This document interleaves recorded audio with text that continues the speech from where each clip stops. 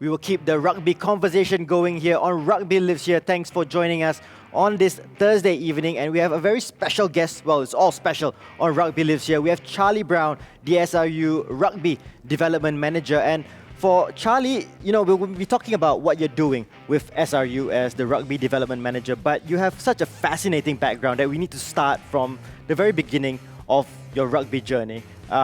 You never really made it at the very top of rugby, but you've been all around the world as a PE teacher, first of all. But rugby, as you said off camera, has kind of followed you wherever you've gone. Yeah, thanks first of all, Duncan, for having me on the show. But yeah, very interesting journey myself. Obviously born in Ireland and grew up playing rugby through schoolboy level. But then career took me further afield. So I left home at 18, went to university. And after that, I ended up in a job in Uganda as my first teaching job. So coming from Ireland, of a very small community, harbour town, it was quite an experience to show up in Uganda. And look, it really opened my eyes to the rest of the world and the fact that a much bigger place than Ireland. And yeah, rugby's, it hasn't always been in the forefront, depending on where I've lived. I've moved to Uganda, China, Australia, New Zealand, America. But it's always been there in the background in some sense. So, for example, while I was in Uganda, we were playing some football and the Ugandan national team, rugby team, had just started training beside us. So it's always been there. And then through teaching, I've been involved in coaching with children and youths and playing a little bit of social rugby myself. And then just had some bad injuries and thought, well, I want to stay involved in the game. I want to stay active. So I took up the refereeing course. So did a course in Hong Kong for a weekend, and yeah, from then just my career's really taken off. Since I arrived in Singapore, I got fast-tracked through to the Asia Rugby panel and really haven't looked back. So that actually led to how I managed to get a job full-time in rugby. So really positive experience for me. What attracted you to Singapore, and where were you in the world when that offer came to come to Singapore? Yeah, I'd actually just moved over to the States. With my wife, who's American. So I did have a bit of an involvement in rugby. And then when the opportunity came to Singapore, I had a lot of social networks in Singapore. I obviously was aware of the rugby ecosystem here. So it was a very attractive proposition of an opportunity to really get involved and support the game here. So you're known to the rugby community here as a referee, and you've been involved at kind of the highest level in terms of refereeing. What are some of the highlights that you can recall being a referee in rugby? Yeah, as I said, I was very fortunate to get the opportunities to referee, certainly through Asia Rugby, and being put up by the union to referee. So I've been involved in the Sevens Circuit, the Asia Rugby Sevens Circuit, for 4 or 5 years.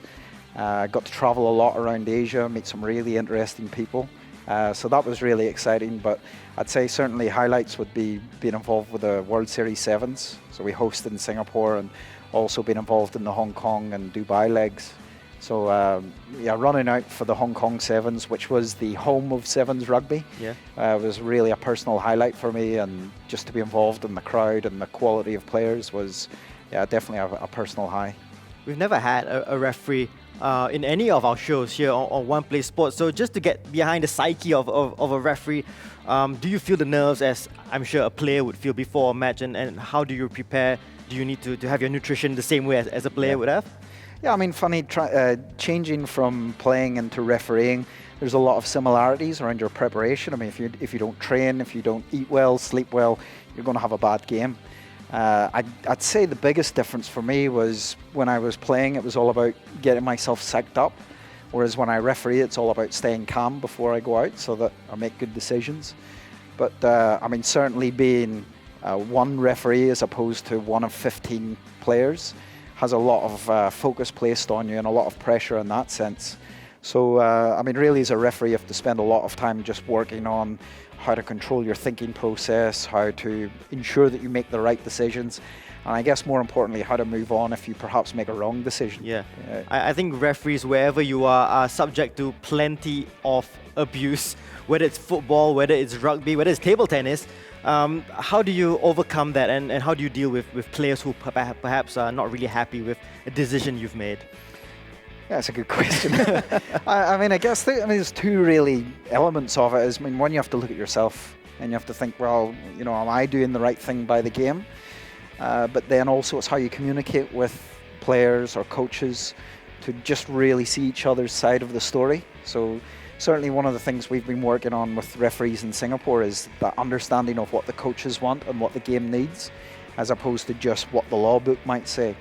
I mean, rugby's a great sport for that continuity. You've got the advantage law, materiality, all those different tools, because rugby's all about a spectator sport. It's all about the player experience. And look, nobody wants to have a policeman as a referee that just blows the whistle every 30 seconds. But then also we want to make sure that there's a balance of actually a good contest for the game. What makes a good referee? I would say empathy is a very important thing. Positive communication would be a big plus for referees. You take Nigel Owens as an example of who was arguably the best referee in the world. He's refereed the World Cup before. And what would stand out with Nigel Owens is his personality. He had a really good way with players to explain decisions. You know, there's the famous one of "this is not soccer," which resonates around the world. So, you think of those people in the tier 1 level that we look at as being the flagship referees. You know, I think personality really counts so much for these guys. So before being the rugby development manager of SRU, you were the Singapore referee manager. How have you translated your experience to helping the referees in the past? Yeah, I mean, I think interestingly enough, when I talk about my own journey, about challenging perspectives, taking a step back, looking at other people's views on things, has been really important for referee. And I think referees tend to be a very close-knit group. And to question referees perhaps is not necessarily accepted. But look, I think we have to be open to viewing other people's perceptions. We were talking about before, like the referees have the law book, the coaches have the playbook, but it's not very often that a referee will actually look at a coach's playbook. So we actually had a few sessions with the national team coach, Simon Mannix, where we invited him to come in as, you know, the head of coach development in Singapore, to look at what the referees were doing and what we can improve on. And certainly some of the insights from his level at professional rugby has been really well welcomed by our referees. I think we're quite fortunate in Singapore that we've got a very forward-thinking group within the referee society, and I think they do a fantastic job 99% of the time, but we're all human. And so what is your current role now as the rugby development manager? What are your responsibilities? Yeah, so following my role as the referee manager, I then stepped up into a broader role of rugby development. And it can be quite a very broad spectrum of coverage. So not only do I take care of the referees, but also looking at the other capabilities around player welfare, so supporting medical and strength and conditioning. Also looking at some aspects of how we are developing as coaches to support players. And then providing some guidance and direction around the clubs and the administration. So as Terence Koo, our president, talked about a few months ago on the show about really getting behind supporting the clubs. So that's certainly a primary shift in focus for the union moving forward, that we actually want to help the clubs develop the game because they're the beneficiaries. And then again, working with the schools community to talk about, you know, what we can do, best practice for the players. So really it's just looking at the game from that player experience of what do we need to put in support of players to actually help them stay in the game and enjoy playing rugby.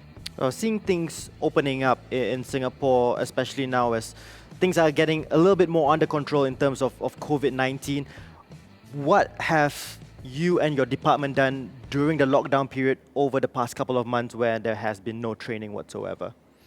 Yeah, I mean, look, it's been a very challenging period for the nation, right? I mean, we've had to change and review everything we do, even from going to the shops or going out for dinner or meeting friends. We looked at the challenges as an opportunity for us in rugby. Usually when we talk about long-term development, there's always the pressure of a tournament or a game coming up, which takes precedent over these conversations that take some time to really drill into.